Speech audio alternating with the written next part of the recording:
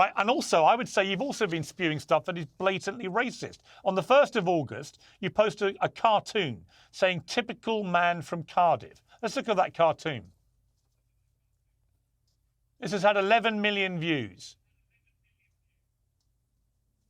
Yeah, it's a taxpayer. It's a migrant arriving on the boat with taxpayers' money, and I think a lot of people are upset about that. I want to make something clear because I'm a Muslim myself. When you say typical man from Cardiff, when you say typical, hang on, when you say typical man from Cardiff, you are again telling people that in your estimation, the person that committed this came in as an illegal migrant on a boat. That is not true. None of that is true. Well, what I'm actually doing, Pierce, because you may not be aware of this because you're part of the legacy media machine, which is why you defended Israel so heavily. I'm on YouTube. You're not allowed to have your own opinion. I'm on YouTube. You're not allowed. On legacy media. You're part of the My legacy show media is on machine, YouTube. and you're not allowed to have your own opinion. But let me explain something Every to you, word Pierce. of this will go up, as you know.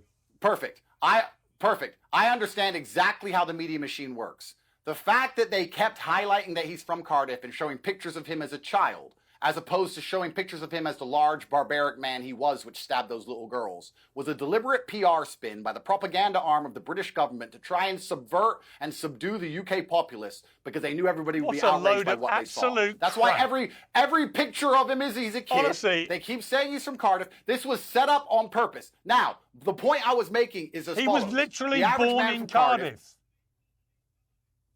The Matrix didn't pretend he was born in Cardiff. You've been posting cartoons of people coming in illegally, armed on little boats, because you want people to think that the person that did this was that person.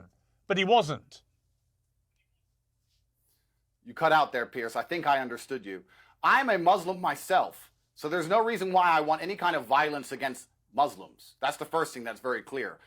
And I want to make something else very clear. I'm actually in a quite unique scenario as a Muslim revert, half black, half white. I've had both sides of this dichotomy try and recruit me, perhaps. I can't be taught to hate anybody. There's no Muslim alive who can teach me to hate anybody, and there's no white man alive who can teach me to hate anybody. There's no hate in my heart, there's only love. But when you have love, you have protectiveness. And you have to feel a protectiveness for the things you care about. And that's what I think a lot of people don't understand.